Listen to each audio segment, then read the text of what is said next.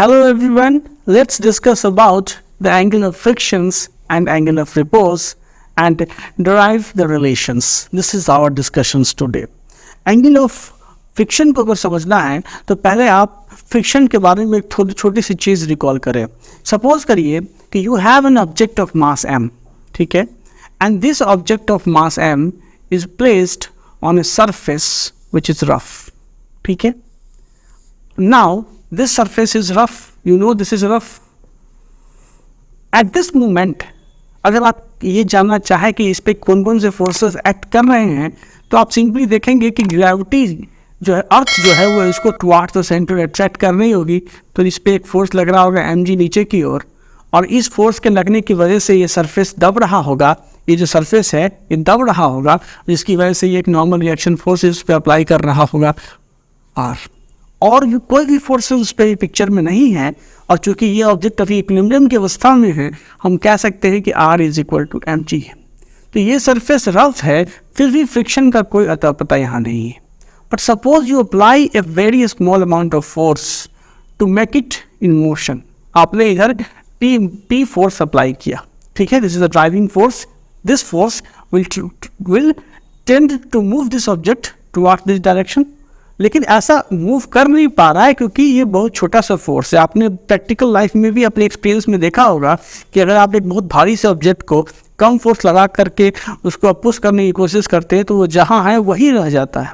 इसका मतलब क्या है कि वो मोशन में तो नहीं आया, लेकिन आपने जो फोर्स अप्लाई किया उसको काउंटर बैलेंस करने के लिए कोई ना कोई फोर्स जरूर पिक्चर में आया होगा. तो यहाँ अगर आपने P amount of force apply किया लेकिन ये ऑब्जेक्ट अगर मोशन में नहीं आया, इससे साफ क्लियर है कि इस पे एक और फोर्स पिक्चर में आया, और वो फोर्स था द फ्रिक्शन फोर्स F, जिसको हम लोग स्टैटिक फ्रिक्शंस भी कहते हैं. तो ये जो फोर्स है वो इस पे किसने लगाया? ये जो दूसरा सरफेस है, ये जो सरफेस रफ सरफेस है, इस सरफेस ने इस ऑब्जेक्ट पे एक फोर्स लगाया है इस डायरेक्शन में, जिसको आप बोलते हो क्या? Static friction force. तो what is static friction force? It is the opposing force that comes into picture. Static friction force is the opposing force that comes into picture when an object tends to move over the surface of other, but actually the motion does not happens. मतलब ये एक ऐसा force है जो तब picture में आया जब इस ऑब्जेक्ट पे एक ड्राइविंग फोर्स लगा जो इस ऑब्जेक्ट को इधर ले जा सकता है, बट एक्चुअली ले नहीं जा पा रहा है. तभी ये फोर्स पिक्चर में आया. अगर ये P डिसअपियर हो जाएगा तो इस स्टैटिक फ्रिक्शन फोर्स का कोई नामो निशान नहीं रहेगा. मतलब आप कह सकते हो कि static friction force is not a self existing force. It comes into picture when the driving force comes into picture. Force लगेगा तभी स्टैटिक फ्रिक्शन फोर्स लगेगा. तो ये तो बात स्टैटिक फ्रिक्शन फोर्स की हुई. तो ऐसा हो सकता है कि जैसे जैसे आप ड्राइविंग फोर्स की वैल्यू बढ़ाओगे और अगर ये ऑब्जेक्ट नहीं मूव करेगा तो इसका मतलब है कि इस लिमिटिंग फ्रिक्शन, ये जो फ्रिक्शन फोर्स है, स्टैटिक फ्रिक्शन फोर्स की वैल्यू भी बढ़ेगी. तो एक ऐसा स्टेज आएगा जिस स्टेज पे जा करके क्या होगा कि the object comes into the verge of motion. मतलब कि उसके बाद अगर थोड़ा भी फोर्स आप ड्राइविंग फोर्स बढ़ाओगे तो ये मोशन स्टार्ट कर देगा. तो कहने का मतलब क्या है कि what is limiting friction? Limiting friction is the maximum opposing force.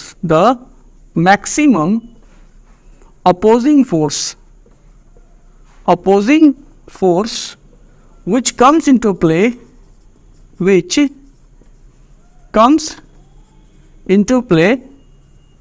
when one object is at the verge of motion over the surface of other.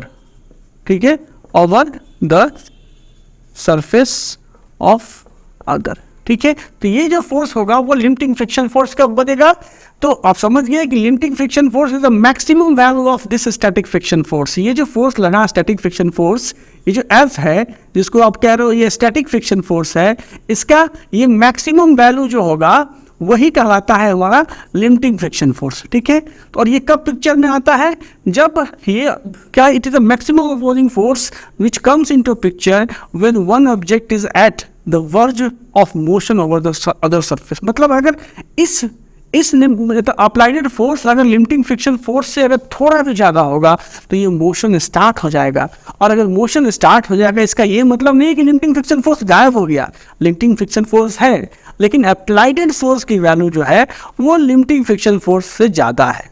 और जब मोशन स्टार्ट हो जाएगा उस मोमेंट पर जो फ्रिक्शन एग्जिस्ट करेगा उसको हम लोग काइनेटिक फ्रिक्शन के नाम से जानते हैं। ये तो बेसिक बातें थी फ्रिक्शन को लेकर के। अब चलते हैं हम लोग एंगल ऑफ फ्रिक्शन की बात करते हैं। What is angle of friction? अगर आप देखें तो इस पिक्चर में, ठीक है, इस पिक्चर को अगर आप गौर से देखें तो लिमिटिंग स्टेज की बात कर रहे हैं कि मैक्सिमम ड्राइविंग फोर्स लग रहा है जिसकी वजह से इधर की ओर limiting friction force F act कर रहा है और नॉर्मल रिएक्शन फोर्स आर ऊपर की ओर एक्ट कर रहा है। आप यहाँ से ये देख के कह सकते हैं कि ये जो एफ है और आर का रिजल्टेंट क्या होगा? इस एफ और आर का रिजल्टेंट कुछ ऐसा होगा। This is the resultant of the limiting friction force and the normal reaction force. हम, ठीक है, ये रिजल्टेंट फोर्स हुआ, एफ और आर का रिजल्टेंट ये होगा। अब ये जो रिजल्टेंट है ये नॉर्मल के साथ, नॉर्मल रिएक्शन के साथ जो एंगल बना रहा है theta, this theta is called the angle of friction. This is called angle of friction. ठीक है, ये क्या कहता है? हमारा एंगल ऑफ फ्रिक्शन। ठीक है, अगर आप देखें तो कुछ कर्व कैसा बन रहा है? ये हो गया आपका ऑब्जेक्ट पे एक लगा है नॉर्मल रिएक्शन फोर्स आर, इधर लग रहा है फ्रिक्शन फोर्स एफ, और ये मान लो रिजल्टेंट हो गया, रिजल्टेंट फोर्स हो गया। तो ये जो एंगल है ये एंगल थीटा ही हमारा एंगल ऑफ फ्रिक्शन है। तो अगर आप देखो तो ये रहा आपका ट्रायंगल, ठीक है, ये मान लो कि ये हो गया ए ओ है, ये ए है, ये हम इसको हम मानते हैं ये जो लिमिटिंग फ्रिक्शन फोर्स है, ठीक है, ये एफ है, तो ये हो गया मान लो बी, ये हो गया सी। तो तुम इसमें देखो ये जो है, सो अब तुम लिख सकते हो यहाँ से क्या चीज़ कि tan theta is equal to क्या? तो लंब बट्टा आधार, मतलब A C by O C. Tan theta is equal to A C by O C, and what this A C is? This A C is practically equal to O B. So this is O B by, तुम O सी कर सकते हो। तो ओ सी तो तुम्हारा are है, तो तुम यहाँ से देखो ओ बी की वैल्यू कितनी है? ये लिमिटिंग फ्रिक्शन फोर्स एफ है, तो F by R, and this is equal to tan theta. So तुम ये कह सकते हो यहाँ से कि ये हो गया F by R is equal to tan theta. अब एक चीज और समझ जाओ, और वो ये चीज है कि आपका जो लॉज ऑफ लिमिटिंग फ्रिक्शन है वो क्या कहता है? लॉज ऑफ लिमिटिंग फ्रिक्शन कहता है कि लिमिटिंग फ्रिक्शन की जो वैल्यू है F, it will be directly proportional to the normal reaction force between the surface in contact. Laws of limiting friction states that the force of limiting friction between the surfaces of two body in contact is directly proportional to the normal reaction force acting between them. This is the statement of the laws of limiting friction. F is proportional to R. और इस proportionality equations को जब तुम solve करोगे तो यहाँ एक हम लोग कांस्टेंट लेंगे, that F is equal to mu into R, and this mu is called the coefficient of limiting friction. Coefficient of limiting friction, ठीक है, ये म्यू है वो क्या कहलाएगा? कोफिशिएंट ऑफ लिमिटिंग फ्रिक्शन कहलाएगा। तो इसीलिए म्यू इज इक्वल टू क्या चीज? तो एफ बाई आर हो जाता है। और इसीलिए आप कह सकते हो कि coefficient of limiting friction is the ratio of the force of limiting friction divided by the normal reaction force R. इसका रेशियो होता है क्या चीज? It is the ratio of the force of limiting friction divided by the normal reaction force are.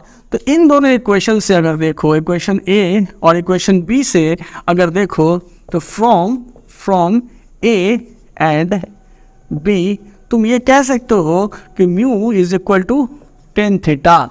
मतलब क्या चीज? कि coefficient of limiting friction is the tangent of the angle of friction. क्या कह सकते हो? Coefficient of limiting friction is the tangent of angle of friction। ठीक है, एंगल ऑफ फ्रिक्शन, ठीक है। तो ये मैंने डिफाइन कर लिया कि भैया mu is equal to tan theta, coefficient of limiting friction is equal to the tangent of the angle of friction. हमने एंगल ऑफ फ्रिक्शन का डेफिनेशन इसलिए यहाँ लिख रखा है कि angle of friction between any two surfaces in contact is defined as the angle which the resultant of the force of limiting friction F and normal reaction force R. ये F और R का जो resultant है, ये जो normal reaction force are के साथ angle बना रहा है थीटा, यही एंगल ऑफ फ्रिक्शन कहलाता है। तो एंगल ऑफ फ्रिक्शन बराबर क्या निकला, एफ बाई आर, मतलब force of limiting friction by आपका normal reaction force between the two surfaces in contact. और ये जो है ये कहाँ से आया, ये आया लॉज ऑफ लिमिटिंग फ्रिक्शन से, लॉज ऑफ लिमिटिंग फ्रिक्शन से, लिमिटिंग फ्रिक्शन से आया। लॉज ऑफ लिमिटिंग फ्रिक्शन क्या कह रहा है कि mu is equal to F by R. ये क्या है, ये लॉ ऑफ लिमिटिंग फ्रिक्शन है, लॉ ऑफ लिमिटिंग फ्रिक्शन है, लिमिटिंग फ्रिक्शन है। इसी में ये जो म्यू की वैल्यू होती है वो nature of surfaces and type of the material of surfaces पे डिपेंड करती है। ये मैंने अब दूसरे वीडियो में बना भी रखा है। तो ये तो चीज़ आपने निकाल लिया, ठीक है। अब एक है एंगल ऑफ रिपोज क्या होता है। एंगल ऑफ रिपोज को अगर समझना चाहो, ठीक है, कि what is the angle of repose, तो अगर डिफिनेशन के माध्यम से समझो तो सिंपल सा डिफिनेशन है कि the minimum angle of inclination of a plane with the horizontal such that the body placed on the plane just begin to slide. मतलब कैसा, अभी हमने डिस्कस किया कि हमारे पास ये प्लेन था और इस प्लेन पे ये ऑब्जेक्ट रखा हुआ था, ठीक है, सिचुएशन ऐसा था। अब अगर मैं इस प्लेन को इस डायरेक्शन में इंक्लाइन करता जाऊं, मतलब सिचुएशन कुछ ऐसा हो जाए कि अब मेरा जो प्लेन है वो कुछ ऐसा हो जाए और यहाँ ये ऑब्जेक्ट आ जाए, ठीक है, ये ऑब्जेक्ट यहाँ आ जाए, ठीक है, ऐसा सिचुएशन है हमारे पास। तो ये जो प्लेन सरफेस है, ये जो प्लेन है, ये हॉरिजॉन्टल के साथ मिनिमम कितना एंगल बनाए alpha, such that the body place on this plane begins to slide, ठीक है, यही ना है। The minimum angle of inclination on the plane with the horizontal such that the body placed on the plane just begins to slide. Just begin to slide मतलब क्या, इस पे जो वेट mg नीचे की ओर लग रहा है, ठीक है, और इस वेट का दो कंपोनेंट होगा, एक इधर की ओर, ये अगर अल्फा एंगल बन रहा है तो एक इधर की ओर कंपोनेंट होगा, तो ये एंगल क्या होगा, अल्फा होगा। तो ये हो गया आपका mg cos अल्फा, यह हो गया mg साइन अल्फा। और लिमिटिंग फ्रिक्शन फोर्स किधर लगेगा, सरफेस इधर की ओर लगाया गया, इस पर लिमिटिंग फ्रिक्शन फोर्स मान लो एफ लगाया।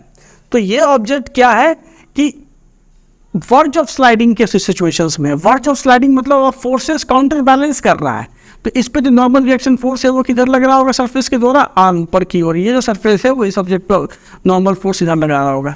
तो अब देखो तुम्हारा फोर्स जो काउंटर बैलेंस करेगा, मतलब आर इज इक्वल टू क्या होगा, M G cos of alpha. यहाँ अल्फा अभी क्या है, अल्फा है एंगल ऑफ फ्रिक्शन, ठीक है, एंगल ऑफ फ्रिक्शन, क्योंकि इसी एंगल पे जा करके क्या होगा, तो ऑब्जेक्ट जो है on the verge of sliding के सिचुएशंस में होगा।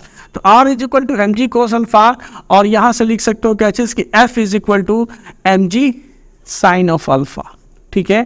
तो जब F is equal to M G sine of alpha, तो ये रहा इक्वेशन ए और इक्वेशन बी। और अगर तुम बी बाई ए करते हो, ठीक है, इक्वेशन बी बाई अगर इक्वेशन ए करते हो तो क्या आता है, F by R is equal to यहाँ से टेन अल्फा। और एफ बाई आर क्या है, तुमने निकाला है लॉ ऑफ लिमिटिंग फ्रिक्शन से कि F by R is equal to mu, मतलब कि ये coefficient of limiting friction is equal to ratio of F by R. तो यहाँ से आ जाएगा म्यू इज इक्वल टू यहाँ से टेन अल्फा। मतलब क्या चीज़ कि कोफिशिएंट ऑफ लिमिटिंग फ्रिक्शन, ये क्या आ गया, कोफिशिएंट ऑफ लिमिटिंग फ्रिक्शन को एफिशिएंट ऑफ लिमिटिंग फ्रिक्शन